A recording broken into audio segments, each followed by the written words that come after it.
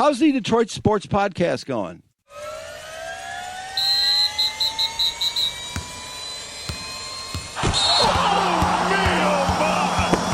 This is the Detroit Sports Podcast Network.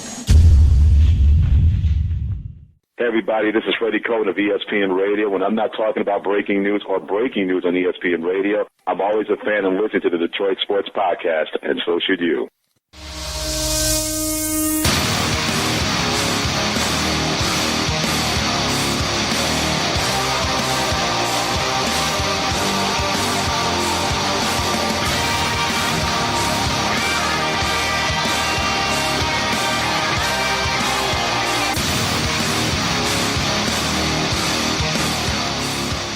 Welcome in, everybody, and thank you for downloading the latest edition of the Detroit Sports Podcast, the DocNJock Podcast. I am the Doc, John Macaroon joining me, my cousin Adam, the Jock Strozinski. What's up, cuz? Finally, the nice weather is upon us. Enjoying a couple days of the sun has been amazing for everybody's mood, getting outside. Look at me. I got a nice little tan. Everyone's kind of commenting on. Yeah. You look cute. Thank you. Been hanging out at the Rocket Mortgage Classic, huh? Yes. What's it been like? Yeah, I was just telling you before we started the show, it's always good a little bit to change it up because, I have the practice, I'm covering sports, and to cover the PGA Tour was something that I always wanted to do because I did get a chance to cover the LPGA out in Ann Arbor. And I'm like, okay, the way this works seems like it's viable. I like the vibe. I like being around the athletes. I like seeing high-quality competition. So I'm like, okay, let's give it a shot. The worst they can do is say no. So I applied for credentials, and, there's a process for that because – the staffers that were looking at it were like, wow, we're getting besieged by these requests. And he's like, okay, tell me a little bit about yourself. What do you provide? And I said, okay. Basically, I took the easy, direct route. I took a photo of all these. That's why I have them here. I have a photo of all these credentials on the floor. I took a photo and said, this is what I do, and this is what I bring to the table. And they were like, okay, you only asked for one, so here it is. And I'm like, okay, let's start with that and see how it goes. So got a chance to go there Monday and check it all out. Get the lay of the land, go check out the Detroit Golf Club. I've been going down there to cover the media day and learn all about what a golf tournament looks like from the perspective of a media member. So I went down there, learned my way on Monday, and I just wanted to be around great golfers. And I recall back in the day, my brother-in-law and I went to Traverse City and we saw the Michigan Amateur. And I just distinctly remember how good these guys were just hitting the ball. So when I started my first pathway in the golf club was to get on a cart and go to the driving range. And to see these guys and the level of performance that they had, I was like, wow. Smooth swings. They hit the ball right to left, left to right. They're tinkering with their game. And so the early days, Monday and Tuesday, I just wanted to get a vibe of like, what do you do on a Monday, Tuesday of an event? Because it's a week-long thing. And I knew that, okay, I could have a chance to cover every single day. So walking the grounds, learning the situation and kind of seeing how a tournament's put together. It's unbelievable. And remember, the winner this Sunday is going to get a check for over $1 million. So somebody walking amongst that crowd is going to be a millionaire. So there's a vibe about it. These really talented individuals working on their game, using technology, like instantly looking, okay, here's a shot. They know what they're doing. They're practicing. And to see something that we've done, I mean, you and I have gone out on a golf course before and we've hacked it all over the place. But to see it at that level is amazing to see high-quality, talented individuals working their craft, and it's in Detroit. It's not that far from this office, really. It's only like 12 miles from the office, so I'm like, why not try it? And to see people play and to see the inner workings of a tournament is just great for the network. People like it, and people are liking the coverage. And now also, too, for those that don't know now, you can see the level of photos we're taking is a little bit more advanced thanks to your guys' support and the support of the great sponsors. Kind of bought some gear and said, okay, I'm going to go out there. And when you yield a camera, people kind of just say, okay, you look like you belong. You're doing something professional. You can kind of walk anywhere and do what you got to do. So on Tuesday, the 3-1-3 competition at holes 14, 15, and 16 was awesome because there were representatives from the Red Wings. There was Kid Rock, Jerome Bettis. So I got to be right up on the action and to see these guys in this competition play 3 holes. It was amazing. And I would say this, no joke. If you have a chance to go out there, obviously this weekend sold out, but if you have a chance to go Thursday, early rounds, you're literally right there on the action. The ropes are literally the distance between you and I, at this table is how close you can see professional golf. And I distinctly remember, for those that say, well, why would you want to go cover golf? I walked 18 holes at Grand Blanc with Fred Funk and Tiger Woods. And so I seen how close you could get to the action, and to see these guys literally from 200 yards just take a nice relaxed 5-wood swing and get the ball on the green. It's exciting. And I guess if, for some people they say, well, it could be a little bit boring or things like that. But if you're a competition junkie and you want to be around people at the top end of their craft, it's great to see. You can see these guys work, and they're so friendly. The majority of the golfers, easy to talk to, and the events surrounding the Rocket Mortgage Classic with the charities and things like that, great for the city, good to draw attention to Detroit. And also, Bubba Watson put money into a charity. So he announced on Tuesday, he donated $20,000 to the first tier of Greater Detroit out of respect for the crew at the Rocket Mortgage team and for Dan Gilbert. So it's nice to have this influx of talent and people come in and to work their craft. And that's what I like. That's what draws me to sports, is to say, hey, what makes you want to do this? What's it going to be like? And now that's the early stages. I'm so excited for the tournament. It's going to be wild. Holes 14, 15, 16, 17.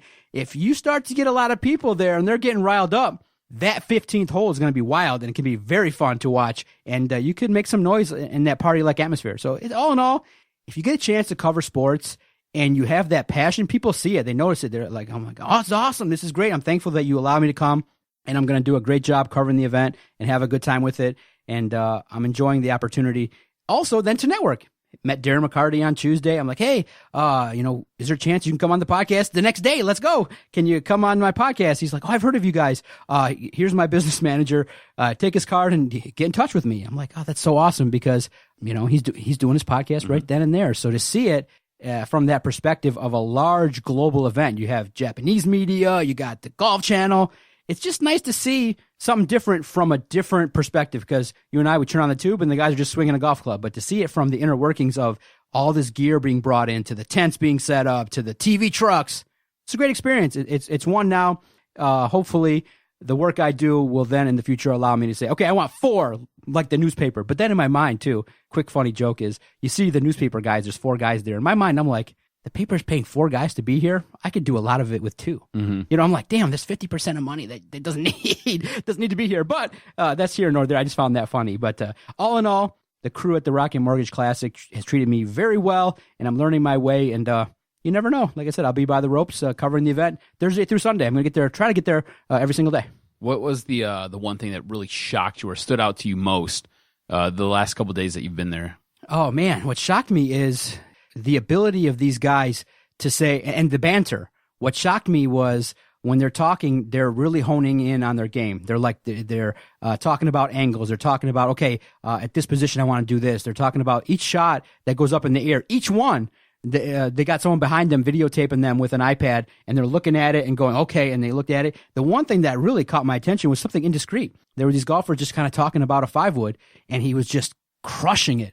And he was like, yeah, see, I kind of went to this loft and I changed it up a little bit, and I can't believe I've been working on it. And something like a light bulb went off, and he just started taking this 5-wood and just crushing it smoothly. He's like, yeah, this angle, I knew this was going to happen. And he's like, and when something went off, it was really enlightening to him, and just the nature of the professional attitude these guys have. And that's just the way I look at it. These guys are professional. They do this as a living. And to do anything, you got to take your time and you got to work your craft. You don't just go up there and go, oh, okay, I hit it, 180. They're looking at every ball position, every shot, because big money's at stake. And in a tour situation, if you don't rank highly, you don't get to play. When you see these guys win and they get their exemptions, they're super thrilled because they get the right to play. And when you got $1 million purse on the line, even in Detroit, you're going to try your absolute best. So that's the part I'm excited about. I'm excited for the opportunity, like I said, to see Kid Rock play golf. I'm excited, and what shocked me as well is in these practice rounds, they take mulligans. They work on their game. They try different things, and the course itself, man, I kind of wish a little bit it would be a little bit tougher in terms of the green. I hope it dries out. These players are going to be able to get to the green. The challenge this week is going to be about the putting, and I can't wait to see if they rough it up for these guys. Otherwise, many people are kind of estimating -19 is going to take it down. -19, -20 could take this tournament down. Yeah, right. They're going to score. You can score because the course is set up where these guys bomb the hell out of the ball. So they can get the ball tee to green. Mm-hmm. The challenge is going to be when your approach shot hits the green, if you don't get it in the right spot, then it's going to be tough to putt, and that's where the mistakes will be made. But these guys, they're long, man. Mm-hmm. When you see a drive from these guys, they're all like swinging out of their shoes. and it's going relatively straight in like 300 yards. To see a 300-yard drive in person is wild, and to see them try and work on hooking it, fading it, just at the drop of a hat is amazing. It's just, like I said, you're not that far away from a media member to a fan is literally 10 feet. You're right there. Like, you could be walking, and, oh, that's Gary Woodland. Oh, that's Bubba Watson. They literally are walking from the the clubhouse to the sand trap to the putting green, and you're right there. You literally can walk up and say, "Hey, Bubba, can I get an autograph?" And he'll say, "Yeah or no." You're literally right there on the action. I think it's a great way to be a fan, and that's what drew me in as a fan of golf. Is like, during the week, you can just go see practice rounds and walk basically right behind them. And it's a great opportunity if you're a fan of golf in Detroit. The weekend sold out, so I think it's going to be something that could be a staple for a long time. I've got a ticket for Saturday, so I'll be go there Saturday. Nice. You said you mentioned you got to see Dylan Larkin. Yep. How did he look? How did he play? Was he drunk? No, he was not drunk. That's funny because I know we're going to talk about, and I'll seg it in terms of Darius Slay and things like that.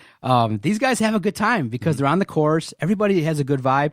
I think the main difference between, not a hack, the main difference between the recreational golf player and the pro is the ability to hit it straight. Mm-hmm. Everybody, like hockey players, Jimmy Howard, Dylan Larkin, they can get the ball up in the air. Mm-hmm. Can they get it to go where they want it to go? That's the key. Dylan Larkin sprayed a couple shots in his challenge. Jimmy Howard did as well. The opportunity comes where, between a hack and recreational players, they can get the ball up in the air and get it to go somewhere, but can they consistently get it to go straight? The pro will say, okay, I'm going to hit a 200-yard fade, get the club out and execute it 8 out of 10 times. Recreational player, they get up there and they're hoping, please, God, just don't let me mess up real bad in front of all these people. So the Area 313 Challenge was so fun because it was a team atmosphere, and you had Dylan Larkin, you had Jimmy Howard. Who surprised everybody? Jerome Bettis. Dude has size and can destroy a golf ball with some control. He crushed a drive that had everybody going, dang! He was so impressive with his golf game. So you could tell, okay, this man's been on the course a lot. So the opportunity to see the mix of pros with amateurs is fun. It's a good thing to see Dylan Larkin, Tom Izzo outside their comfort zone, because in that arena, they're just like everybody else. Right. They're just trying not to look like everybody else. And, Tom Izzo, he's admittedly said his game's not that great, but he can get it up in the air. It's just not that long. But Dylan Larkin, strong guy, strong cat, can play golf, but can he get it straight all the time? It's just super tough. Mm-hmm. The interesting part about this weekend was the reports. And the individual contacted me, which was interesting, and I sent him emails. He never replied back because he said, hey, I want to come on the podcast. I said, well, okay, we're kind of talking about this and that. I'm like, I would rather do a Q&A for my website.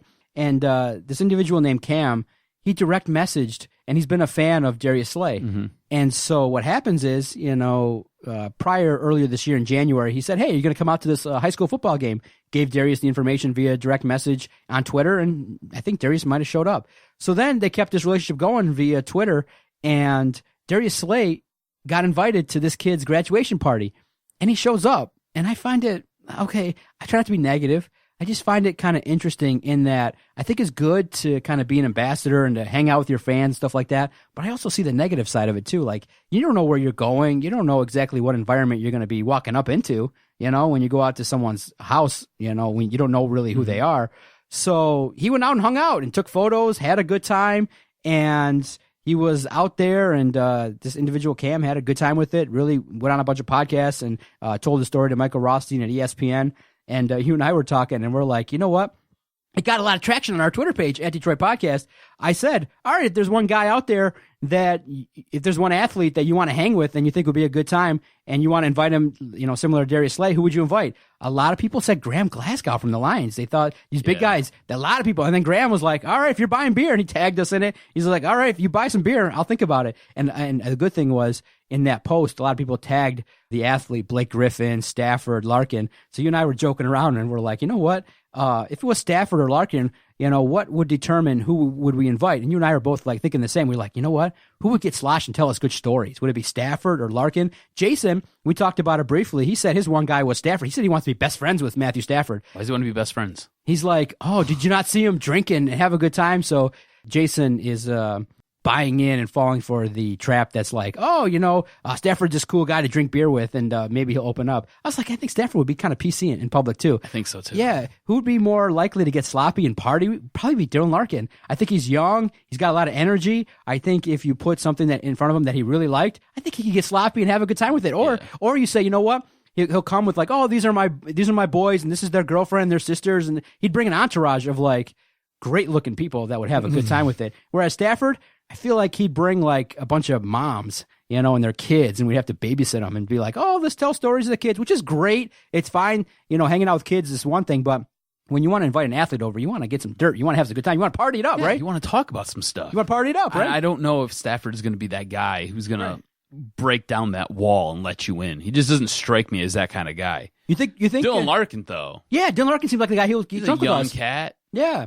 Totally would bong a beer. Yeah. Oh, yeah.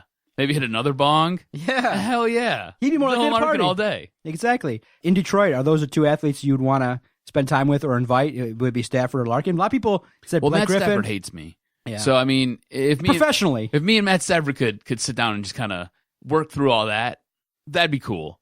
But I guess out of all the guys, out of all the players in Detroit that you could pick from, I think the guy that I would love to drink with, and we'd have to have an interpreter, so just because, it'd have to be Miguel Cabrera. Miguel Cabrera and a bottle of scotch. I mean, I hate scotch. I think scotch is awful.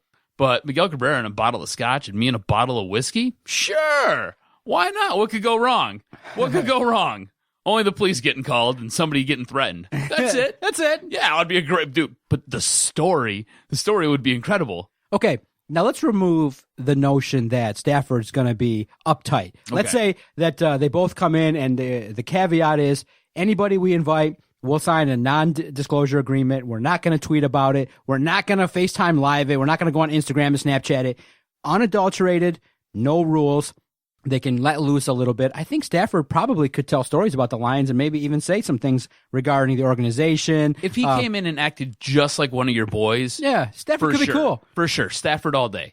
Because I think he lives an interesting life. I think he's got stories to tell. Yeah. I think if he was willing to be comfortable, to sit down with you, right, and act like you're not a media member or act like you're not something else, just treat you like one of the guys, I think he'd be awesome. Yeah. I think he'd be incredible to talk to. What about Darius Slay himself? Oh, I love Darius Slay. You think he'd be fun? Because he took photos, he was cool? Darius Slay is like the most gregarious, charismatic guy you'll ever meet. Yeah. Sometimes you need a translator or you need subtitles underneath him because I don't understand what the hell he's saying half the time. But he's incredible. I love Darius Slay. I think he's so funny. Like, he's a guy who's got a quick wit, and he's comical. And some of the stuff that comes out of his mouth is incredible. I would love to hang out with Darius Slay. Now, am I being a little too cynical regarding, I just find it odd that a professional athlete, because you don't hear about it too often. I mean, a little bit now more in the age of social media where these young kids obviously invite nice-looking models to the prom, and a lot of guys sometimes invite famous people, famous celebrities, and sometimes it happens, and it's always a cute story. I think sometimes it's done for PR and things like that to be relatable to your fans. Yeah. No problems at all, and you can work that out with PR people and all that kind of stuff. But for Darius Slay, locally, you don't see that too often where a guy just randomly, shoots you a direct message, invites you. How awesome is that? See, you don't think it's awesome? You think it's scary? I don't think it's scary. I just think it's unusual. Like, what's in it for Darius? I guess you get to hang out with a fan, somebody you know, and make you get a sense of a pride to make someone's day and to get the positive pub and things like that. But at the same time, you're also walking into an environment where you don't know if someone's going to test you or try to at least snap a photo of you and just maybe grabbing a beer in the context. I just think that there's a certain level of negativity that could be exposed that could hurt you and your brand because there's a certain level of unknown. Like, hey, he could be grabbing a beer or he could be making a gesture like, oh, did you hear about this weed thing on 8 Mile? And you got that gesture and someone snaps you at the exact wrong moment and someone's like, oh, Darius is promoting weed to kids. You see what I'm saying? Mm-hmm. In this day and age of context, a photo sometimes doesn't say that. And you do hear sometimes of things taken out of context. And in this gotcha society, I'm looking at that, the negative side. Or, let's say, for example, this nice little 21-year-old co-ed, she's like, hey, Darius, I know you're married, but, you can be single for the night. Lures him back to the car. Lures him back. Entices him with her talents. And all of a sudden, there's two big guys. With her talents. Yes. There's two big guys there snapping photos like, yo, these are going to your wife if you don't give me $50,000. See, I'm thinking like that, the shady side of life. Yeah. But, okay. It doesn't happen often, but I've heard of it. Yeah, no, in that case, in the scenario that you just presented, that's on Darius Slay to be smarter. You got to be more intelligent than that. Bro, we cover athletes, and sometimes they're not. I get it. But you got to be more intelligent. You got to know what's going on. On top of that, don't trust. On top of that, don't trust white women. Don't you know? Tell me, bro. I love the nature of this podcast, bro. You heard the story of Le'Veon Bell, right? Did you hear what he did with his two girlfriends? He left two ladies with no clothes on in his bed, and he just went to the gym. Yeah. All of a sudden, he comes back. Yo.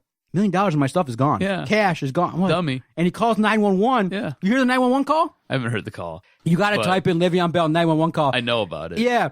The lady's great. She asks him, okay, tell me the description of the girls. And he's like, well, they weren't, wearing clothes. And she's like, okay, what about the other girl? Same. They were in my bed. And they were both, the 911 lady was just straight faced, like, okay.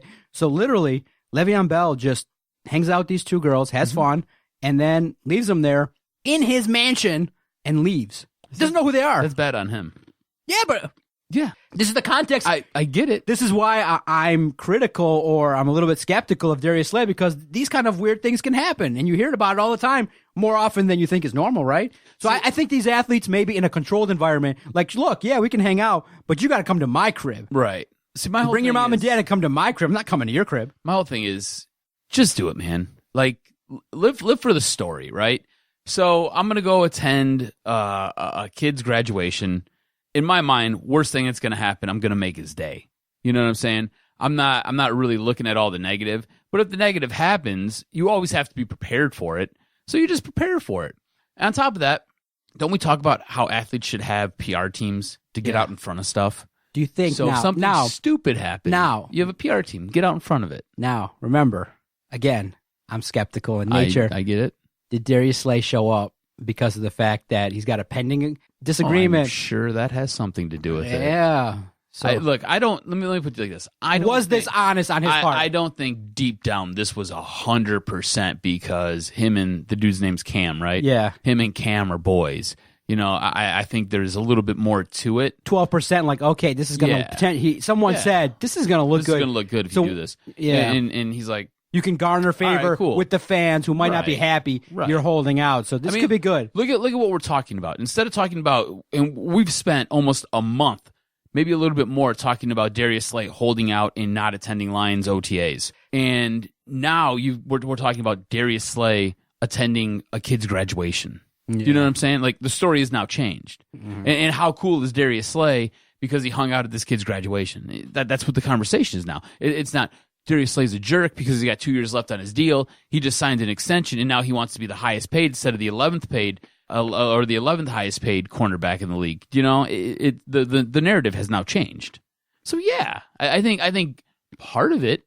I think if you got Darius Slay alone in a dark room and you're like, look, nobody's going to know anything, just answer this question. He'd probably give you a little 50%. Yeah, this is good. Little head nod and a wink. Yeah, Yeah, and that sucks to say that, but I kind of had that vibe just talking to you about it. Like, why would you go do this? Yeah. But like I said, he could be very, very genuine, and we're very harsh and cynical people, but it's worth a discussion. Cynical. Both of us are very cynical. we got cynical in our old age as we recorded almost 310 podcasts. We're like, why is this guy doing this? Yeah. But at the same time, for these cats that direct message these guys on Twitter, do you think that, with the age of social media and the ability just to shoot off a direct message, do you think it's right, like, that these athletes keep them open? Because I would say that if you're anybody involved in their team, their family, you go on Twitter, just really kind of market yourself, tell people about you, but I would turn that off. I would make it so that you just can't. I don't want a random text message from Doc being like, yo, Paige, I love you on the golf course. I want to take a photo. I turn that off. I don't want to get all that.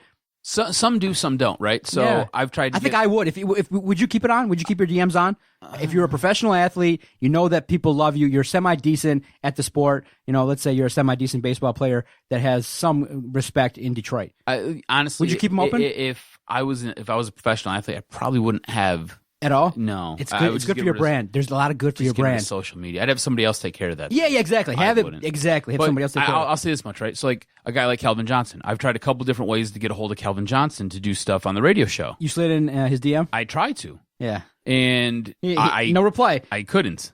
It was blocked. Yeah. So he shut it off. Yeah. And there's a couple other athletes who, when you try to reach out to them directly for whatever, you've got to either go through their PR people or you've got to go through their business. And others are just like, sure, no problem. It's really weird. I would say the odds are that the best way to get a response is email, but the most common thing that happens with email is no reply. Right. And the best way to get a quicker response, is a direct message on Twitter. I think that we've done that a lot. Or you just tag them on Twitter in a post and say, hey, would you like to come on the podcast? Sometimes they reply. Yep. And you say, hey, you see it on Twitter a lot. You say, hey, follow back and we can direct message. Because that's what has to happen is that Calvin has to follow you in order for you to freely message him. And that's one thing that, I think it prevents anybody from just randomly messaging you. Right. If you set that alarm. But I think for me, I would have social media, but I wouldn't let just anybody direct message me. Maybe for a price. For a price? Yeah. $10, my DMs are open. Yeah. $10 a person, or hey. I like how you're always charging at the ticket window. Exactly. Oh, that was a good first segment. That flew by, man. It did. First segment flew by. But to recap, we have a whole this was only supposed to be a quick one-off segment, like just in and out. Exactly. 30 minutes later. Because we got to process these things. Darius Slay showing up at a graduation party was unusual. But all right, so what do you want to do going forward then? Do you want to talk some college football? You want to talk college baseball? Do you want to talk some draft? We had the NHL and the NBA. Do you want to do a hodgepodge of both? I would say this. Okay, obviously we're going to talk about the Michigan College World Series, but let's save that for the end. We'll tease it. Okay. Game 3 is going to take place tonight for all the marbles. We'll just talk about it briefly, but I do want to talk about the drafts because the Wings and Pistons both added young talent. A little bit of a surprising nature with who was there. Steve Yzerman made a selection that raised everybody's eyebrows, and the Pistons had a talent fall to them that they have tried to sell to us as being a potential star, but later on down the road. We got to talk about it next on this edition of Doc and Jock. You're listening to the Detroit Sports Podcast Network. Doc and Jock here for one of the great sponsors of the network, the Motor City Pawn Brokers.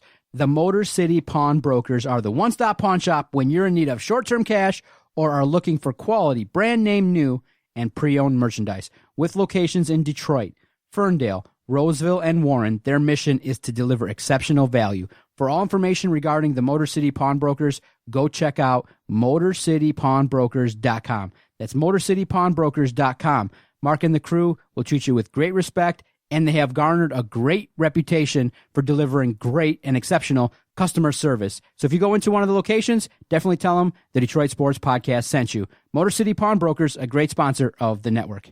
If you agree or disagree with anything that we say on this podcast or any broadcast that airs on the Detroit Sports Podcast Network, feel free. Message us on our Twitter page at Detroit Podcast. And now another brand new way to interact and engage with podcasts is this application called Flick. They reached out to Doc and Jock a couple months back and were like, look, we're looking to build this platform and we're looking to build engagement through podcasts specifically. Whether you have Google, whether you have an iPhone, all you got to do is hit the application page, download it super quick, and then you're part of the action. You can chat. You can create your own topic. If you're fascinated with Michigan baseball and you want to talk about Coach and his decision to start his bullpen arm and or decisions that were made during the game, Game 2, then you say, okay, you know what? Hey, make your own topic, and we'll engage and share topics and have some strong debates. Or if you host a podcast, share with the audience what you're talking about, and that's how you build engagement. That's how you get your numbers up. So it's open, and you can also hear Doc and Jock and all the broadcasts right there directly on Flick. So Flick is a great sponsor of the network. Go check it out. It's a great way to engage with podcasts, and it's Detroit Sports' newest headquarters. Check it out, Flick.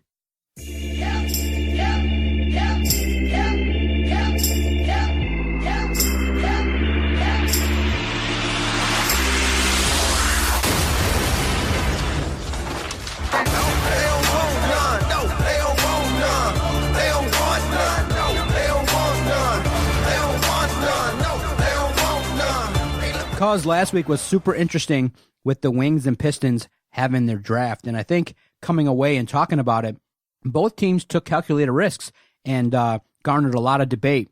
But I'll ask you, After seeing what the Wings and Pistons did, who do you think did a better job? Because they both took young talent and kind of both took talent that was quite surprising, to say the least. I'm going to go with the Red Wings. I think what the Red Wings did is they went in, they had a game plan. Our defense is really weak. It's an issue on this team. We're going to try to shore that up through this draft. Now, you might not agree with the very first pick. You might have thought it was a little bit of a reach. Steve Yzerman seems to believe this kid's the real deal. He's going to be the guy who's going to help solidify this defense. And his second pick says the same thing. You know, they were looking for value, looking to sit there and help shore up that back end of the team. All that being said, I have no idea what the hell the Pistons did. I hated the Pistons draft. I didn't like it at all. I don't understand. I really and truly, when I seen their pick at 15, I just had visions of Darko all over again. I was like, oh God, this is what we're doing. This is where we're going. And then as the draft kind of unfolds, at 30, they could have got, who was it, Porter Jr.? And I think he's a solid player. I think he's a guy who fits in. I think he makes an immediate impact on this roster. Kevin Porter Jr. should be a Piston. At 30. Instead, you turn around, you flip that to Cleveland for 4 second-round picks, and in the end, you keep one? None of it made sense. Like, their draft just totally baffled me. None of it made any sense to me. I didn't think they got the value that they needed out of their draft picks. I didn't like their first overall selection. It just... With everything that they had as far as capital going into this draft, right? I thought for sure they were going to be able to take the 15th and the 30th, pair them together, and move up into the top 10. Not top 5, somewhere between 6 and 10. And I thought for sure they'd go get their point guard of the future in Kobe White. Didn't happen. See, as Kobe White came off the board to the Bulls, I was like, what the hell is going on? Without publicly acknowledging it, do you think the Pistons are rebuilding? They're saying, look, yeah, they're not. They don't have any money. That's the thing. They have no money to do anything. Their cap structure is so thrown out of whack because you've got so much money allocated to a guy like Andre Drummond and to Blake Griffin. You're waiting. What you're doing is you're waiting for Reggie Jackson's contract to expire. And once that's done, it's going to free you up a little bit. But until then, you're kind of stuck. So with all that being said, and not liking how the Pistons conducted the draft, I think the Red Wings blew it away. You know, I honestly, the Red Wings' most underrated and probably maybe most valuable pick came at 54 with Robert Mastroman, the left winger. This guy right here might be able to step in a year or two and start producing for this team. You know, look, I think Seider's going to be fine. I think he's going to be good. I think he's going to, like I said, shore up that back into the defense. This team, obviously, what Steve Yzerman wanted was guys with grit, guys who could score, guys who could skate. You know, physical presence, and to be able to go out there, muck it up, and get points and play a fast-paced style of game. And he got that with this draft. They had 11 picks. That's insane. What's tough is you have Blake Griffin, and the idea is potentially, if you take a chance for a 2-year window, you could have drafted a little bit differently if you're the Pistons to at least maximize, you know, Reggie Jackson, Andre Drummond, Blake Griffin, and this young draft pick. But if the Pistons realize, okay, we're really far away, we just got to figure out what's best for implementing this new wave of talent, then I think Sekou Doumbouya has a chance. If you saw his film, he's only 18 years old, and what makes it really hard to judge him is you got to kind of wait 3 years for him to develop. Now, he's going to get a chance in the summer league to go up against NBA talent, and he'll have a chance, but I think he's going to be a project. And there's this nice little young group of foreign players. I think it's fascinating to look at, and we'll do a deeper dive later on. But the Pistons are kind of looking at these young European guys in 2 or 3 years alongside Svi and things like that. You say, okay, you know, you got this makeup of some young guys that potentially can shoot, but the core, unfortunately, when you combine it with a guy that's 3-4 years away, doesn't seem like Blake Griffin and the Pistons are going to make a real run at it. I think eventually, if it all goes well, Blake plays really well to the break and they trade him. Get like 3-4 picks for him. Do you think if all goes well, you blow it up? This is the thing, right? I think you have conflicting. You're getting conflicting messages from the front office of the Detroit Pistons. You're saying that you want to win now, and you're pushing all in to win now. That's what you're saying, but that's not what you're doing. And then you turn around and take a project. You take a project. You take a guy who's 3 years out instead of going up in the draft and getting a guy who ready-made, ready to play right now. Right, who could possibly start after you trade Reggie Jackson away this year. Or you could have taken your project at 15. Just keep number 30. Draft Kevin Porter and bring a guy in. An immediate starter. And then John Beilein takes him. I mean, unbelievable because if your complaint that was put out there that he was a troublemaker, John Beilein had no problem drafting him. Right. So once that happens, the optics look terrible. Yeah. I think Kevin Porter could have definitely been a help to the Pistons. For sure. I think that... I don't understand what the Pistons are doing. So you're okay with what the Wings did, and you're not on the board of criticism alongside a lot of fans that messaged us. They were not happy with that pick because... And I get that. I think what added fuel to the fire, and I talked to Jason about it and others, is when Moritz grabs the jersey and he's interviewed, he's got a big smile on his face. He's like... He was shocked. I was shocked. I'm like, I didn't expect to go that high. He was floored that he was taking that high. And then people are like, oh, man. And then, of course... When you mention the word Ken Holland and you say, oh, Ken Holland liked him too, you're like, oh, man, did he influence Stevie? No, don't. Yeah. But I like the fact, though, in some drafts, you at least see a philosophy. Mm-hmm. Stevie looked at the room and he said, okay, we're weak at defense, so let's take a plethora of them and let's see what happens. You got 4 or 5 of them, so I think more. You got a lot of defensemen in this draft, so I think that a couple of them could hit. Now, the other area of concern that people are hypercritical regarding the draft was they took a goalie with their last selection. And I think people are ready to move on from Jimmy Howard, especially with what you saw with St. Louis. They wrote a young, hot goaltender to the Stanley Cup. People are like, if you took a talented goalie, right now the draft selections of goaltender haven't panned out for a lot of the Wings. And then, at the golf event, they announced, and sometimes you forget, Jimmy Howard won a cup in 2008 with the Red Wings. He's been here for 13 years. That's how long he's been here, but the last 5 or 6 have kind of plateaued, and you get what you get. And I think many Red Wing fans, and we know the 2 toughest jobs in Detroit, quarterback of the Lions and goaltender of the Wings, many people probably want a better goalie at this point in time, don't you think? Yeah, absolutely.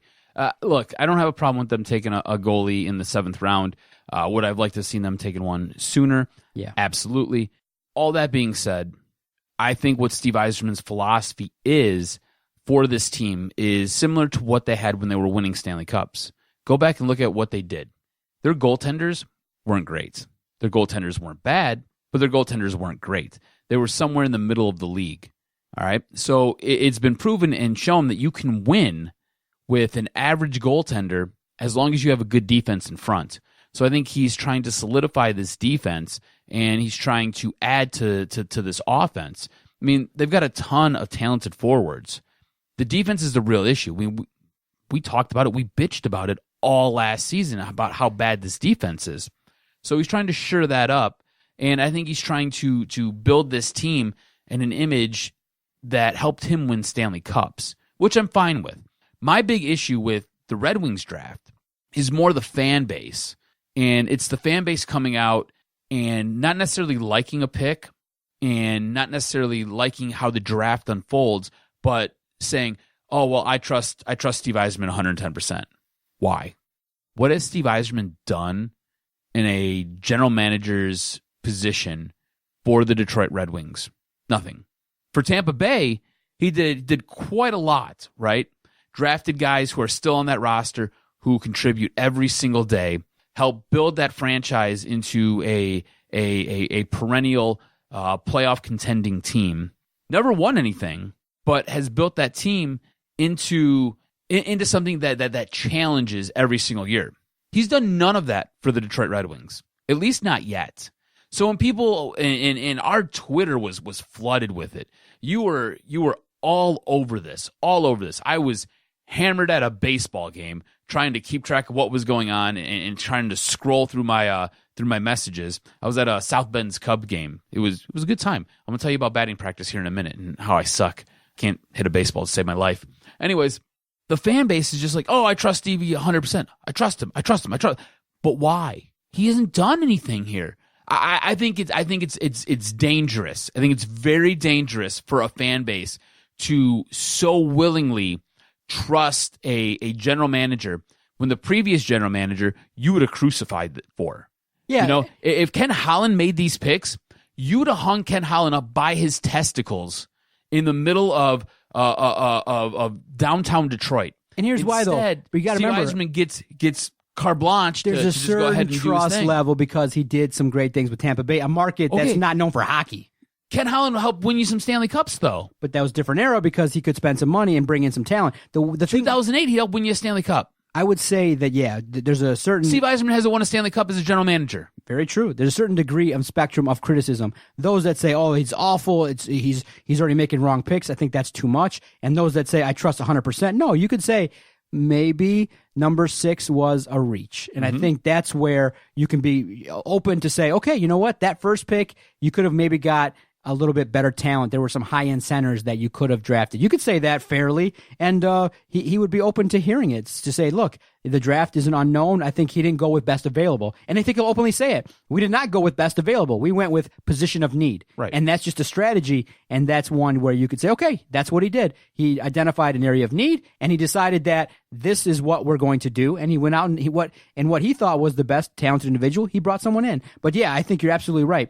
Fans would be wrong to just say, sit back, all good. It's something where you realize, with any situation, what makes a general manager special is the ability to pluck talent and get them to hit more often than not and to build a roster. He's done it before. That's why he gets credit. And also, he's provided us with a lot of great memories in terms of what he's done for the Red Wings. So people are willing to just say, okay, you're the mayor of Hockeytown. Do your thing. We'll give you, I would say, he probably will garner favor and won't be criticized too heavily by a lot of fans for a good 3 or 4 years because he came out and said it's going to take time.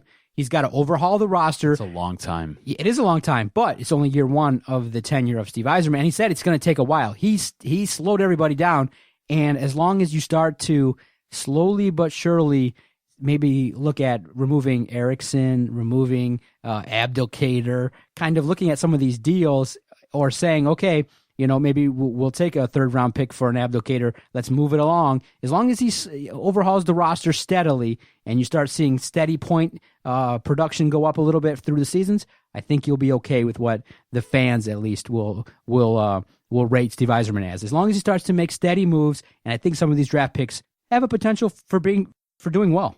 Do you have any issues with the majority of his draft picks being foreign players? Nope. There's not one Canadian player picked. I believe there's a few U.S. players picked, but for the most part, it's a lot of foreign European players. And that's where they go scout, right? That's where they go look. So I'm okay with it. I like I said, the first area that everybody complains about with the Wings is defense. Mm-hmm. He went and targeted it, and I think that he got bigger. That's another thing that everybody's looking at with the Red Wings. You guys are small. It's a big physical league, and you got to go out there and muscle people around to get them off the puck so that you can clear the zone. Mm-hmm. And I think by going out and targeting bigger defensemen in this new era of the NHL, so be it. I'm happy with overall both of them, to be honest. I think Sekou, if he develops properly... you seem really high on him. I liked him. I like his attitude. Obviously, he doesn't speak a lot of English. The whole presser was three questions, but I had a chance to quickly ask him, what do you bring to the table? He said defense and a high motor. And I say this, too. When you've been pro since you're 15, 16 years old, he's already been playing for 3 years professionally. Mm-hmm. He's got a chance to grow, and he's big, 6'9". And by all accounts, everybody thinks highly of him. Across the NBA, many scouts, many people were like, oh, and I think they sold it as, hey, he dropped to us, and many people were, and the Pistons management and across the league were pretty fair with the rating of Sekou Doumbouya because of the film and what he can bring to the table. But again, who knows what's going to happen in 3 or 4 years. But I'll ask you this. Between the two high-end first-rounders, Moritz Seider, defenseman, or Sekou Doumbouya, 6'9", big guy, going to be tasked with doing a lot of different things, versatile when he does come up and play NBA basketball. Who do you think will be impactful for their squads first, Sekou or Moritz? Seider all day. Sekou, even Ed Stefanski's come on and said it's going to take at least 3 years. At least 3 years. All that being said, I think Snyder possesses the physical attributes to where I can see him move his way through the minor league system here in Detroit and could be brought up within 2 years and be solidifying possibly your second defensive line, maybe your first, depending on how bad the defense actually gets. So all that being said, I think your first impactful player is going to be Moritz Seider. And it's just because of what he brings to the table compared to Sekou, who I just don't know. I always have a problem when you draft some of these European players that you're just like, who? What? There were European players that I was like, okay, cool. Like, you can go get that guy. He looks like he'd be impactful. You can go get that guy. He'd be impactful. I had no idea who this guy was. Like, when they showed him on television when the draft was going on, I was like, who? Like, I had to go Google who this guy was. This was like, I guess for lack of a better example, the Tracy Walker pick.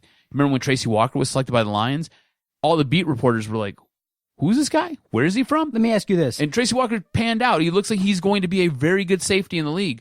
I don't know if this guy hits that level. Moritz may take a little bit of time also to get to the league, but he may get in there 2 or 3 years. But doesn't it take a little time once you get to the big show in the NHL to be a solid defenseman? It's a lot to learn, especially early on in terms of ice position, clearing the puck, and learning the league and things like that. Sometimes there's a little bit of a transition, whereas I think Moritz gets to the NHL first, but I think Sekou, because of the fact he's been a pro, being that the Pistons may, in fact, blow it up and give him some minutes, I think if he gets in 2 years, plays a year or two just in garbage minutes and learns the league and gets heavily featured, I think the growth of Sekou could happen real fast, whereas Moritz, I think he could get to the league first, but it might take him a little time, whereas you'll see him be in his prime at 26, 27, whereas Sekou, I think the question is who becomes an impactful player first. I think at 22, if you've got merit and you're a player and you're a boss, you saw Tim Duncan come in and dominate the league fairly early on, and in the NBA with a lot of the draftees leaving college early, starting to make some impact. I mean, you saw Kevin Durant do some things, you saw LeBron, but these are super high end talent. If Sekou develops his game in a year or two, I think I might win this one, and we'll note it. I think Sekou Doumbouya becomes an impactful player first. I think you're wrong. Jot it down. I think you're wrong. We'll see, right? We'll see. Yeah, no, absolutely. Only time will tell. Yep. That's the one thing. Young, talented players, it's just going to take a matter of time. So I'm putting Seider on the fast track. I think in 2 years you see him making impactful plays. Sekou, I'm thinking at least 3. At least. On the Twitter machine at this time, pretty close. 56% agree with you, Moritz Seider. 44% say Sekou Doumbouya. So interesting stuff. Yeah. And again, I think that right there just goes to show it's going to take time, but I think we were both justified for our selections. I think the fair vote would be both of them won't be impactful. It might be the leader in the clubhouse if we put that. Yeah, it might be. It's tough, man. It's so tough to really rate these guys and bring them in. Both of the squads surprised us on draft day. Which draft excited you more? I think the NHL was a little bit more laid back. The NBA was like a circus because with all the trades and the way it all went down, you were like, what's going on? Could the Pistons package something and move up in the draft? What the hell is going on? The NHL draft is kind of way laid back and kind of just chill, professional. The NBA was like a circus with the suits and the interviews and everyone's family members trying to get over. So all in all, I like the NBA draft a lot more than watching the NHL draft. I watch them both, but the NBA puts on a show. The NBA was absolutely nuts. Berserk. Can anybody understand how the trades work? It's crazy. Yeah, let's set the league calendar so that we all draft wearing different hats than the team that we actually play for. I'm drafting for the Pistons, but he's actually a Cav, and that's what's going to show up there. He's going to wear, Kevin Porter was a Piston for a moment. We can't officially say that we made this trade. I was like, come on, dude, do it right, because it was confusing, right? Yeah, it was. That was probably the worst part of it. It was nuts. It was nuts, but hey, what are you going to do? Nothing is perfect, right? In this world, it's true. But I do think enough people raised a stink at how stupid and ridiculous that was, that they're going to change it and make a new league calendar. No doubt about it. All right, to finish off the podcast, interesting stuff. You and I have been talking about it for a couple of weeks going, are you watching baseball? And you're like, oh, sort of. And you're like, Doc, are you watching baseball? Not really. And we're like, okay, so let's not talk about it. And all of a sudden, I think you and I both maybe assumed, okay, Michigan will bow gracefully. Maybe they'll lose a series to some of the better teams or anything like that. All of a sudden, Michigan finds their way in the College World Series final. And we're like, holy crap. And I'm like, okay, you know what? Maybe Vanderbilt, second-ranked team in the country, they'll just take care of business and, they'll handle Michigan easily, 2-game sweep, and we can move on, never have to talk about it, never have to address it, because I don't think we've ever talked about college baseball even once on this podcast or even thought to bring it up as a topic.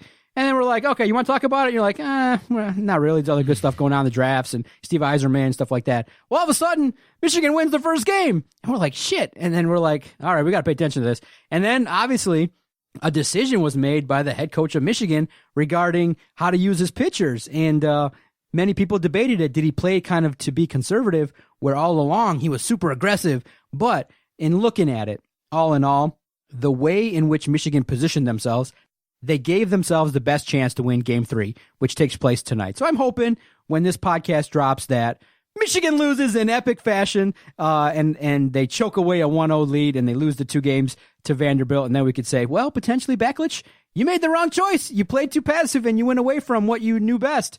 And how difficult was it to get invested? Real difficult, because there's so many other things that are at the top of my radar, like basketball, hockey, professional golf, professional wrestling, NASCAR, tennis, Tiddlywinks, college baseball, way at the bottom. So for me, there's only so many things you can care about. But at the championship level, I did throw out a question. You Michigan fans were right on top of it. You wanted to debate it, and Backlich got a lot of support. He was like, everyone was like, dude, he got us to the final. Let's give him some credit. And I think that the most invested people in this game are going to be Spartan fans who are just waiting to root on Vanderbilt and things like that. But Michigan fan got into it, and good for Michigan. It's actually, all kidding aside, all trolling aside, good for Michigan sports to see some competitiveness, some in-depth analysis of something other than the professional teams who are not doing that great and who provide a lot of negativity. So all in all, I do hope that Michigan does play well and gives themselves the best chance. Obviously, I'm going to hope that they lose, but to the credit of the Michigan baseball team, they got me to pay attention. We're talking about it on the premier podcast on our network, so good for Michigan. It's no small feat to get a topic approved where you and I go back and forth and we're like, there's other stuff we could definitely rant about for 5 minutes, but they got on the podcast. Good for Michigan baseball. Your one and only appearance. You better make it good, because if you win, we might just bring it up in a mention late in another podcast. I found it very difficult to get invested in this. Yeah. I really didn't start paying real close attention until probably Friday night. Friday night, I think they ended up winning that game 11-4 that earlier that afternoon. No, it was 15-4, I think. And I was like, holy hell. They got a real shot to do something special here. Absolutely. So after all that, I started paying a lot more attention. All that being said, though, it's college baseball, and if you're from around here, you never talk about this. Like you'll talk about Michigan's softball team before you'll ever talk about their baseball team. But Michigan has a legit baseball team here and could do something extremely special Wednesday night. We're recording this Wednesday afternoon. I don't know, man. I ended up watching a whole hell of a lot on Monday night. I watched a whole hell of a lot on Tuesday night. I'm going to take all of this in come Wednesday night. At this point, I'm really invested now, but getting me to this point was like pulling teeth. So you heard the discussion. Did Michigan's manager make a misstep by going a little passive, maybe playing to lose Game 2 in the hopes of having your arms ready, locked and loaded, in efforts to win Game 3? But I don't think he did. I don't look at the box score, right? Just go to the box score and look at what you got out of your starting pitching. Your starting pitcher gave up one run over 5 innings or so, over 4 innings. Your starting pitcher gave up 1 earned run. No, he gave up no earned runs. I'm looking at the box score right here. No earned runs. He took the loss, but he didn't give up any earned runs. So how was he playing to lose? I think he probably could have left Page in there a little bit longer. Maybe you don't give up that run in the 5th. The wheels really fell off in the 6th when they gave up 2 runs. And at that point, with the way Rocker was going, they couldn't swing a baseball bat to save their life. They got guys on 2nd and 3rd, and they couldn't drive them home. I think the offense was the real issue here. That and going up against an elite pitcher in Rocker. I think that's what the real issue was here. I don't think that the head coach played to lose this game. I don't think that was the case at all. I just think that in this situation, the offense dried up, and you had one bad inning that you really couldn't overcome, and that's kind of where this laid. And still, a 4-1 loss to arguably the best team in college baseball. Come on, guys. What are we talking about here? Michigan fans need to cool down just a little bit. Michigan was lucky that they made it this far, honestly. Final verdict. Do you think they walk away with the title? They win it all. I'm going to say yes because I'm a fan. Oh. I'm going to say yes because I'm a fan. Gotcha. No, I think they have a good chance. I think Backledge did kind of position it where if they did lose, obviously you don't want to lose, but knowing that you have these two arms that you could potentially throw out there in an elimination game 3, they're going to give themselves a great chance. I really think Wednesday's baseball game, it's going to be very entertaining, back and forth, and I think some heroics could happen. I'll say this: let's root for Hollywood ending. Michigan's down 1, and they come back and they win it in the bottom inning that they bet, and they come back and they win it in the bottom half of the time. They come back and they win it in their final at bat to give everybody in Michigan a chance to celebrate. That'd be cool. That would be nice, huh? Would that end the winless streak for U.S. Michigan championships? The 11-year drought that we're currently on. Last team to bring a championship, to bring a national championship to this state was the Detroit Red Wings in 2008. Yeah, with the Final Four appearances, with the teams getting so close and losing. It's nice for a Michigan fan, especially now that you have Jim Harbaugh, where there's no really winning in sight in terms of championships. You're the worst. Take the baseball team, baby. Take it where you can get it. Hey, we're talking about it, and I think that a Michigan fan can at least say, okay, it's not baseball, it's not basketball anymore. Shit, we'll take it anywhere. We'll take baseball. Give us some baseball. You're the worst. And then you guys can all go back and never watch it again. All right, this podcast is over.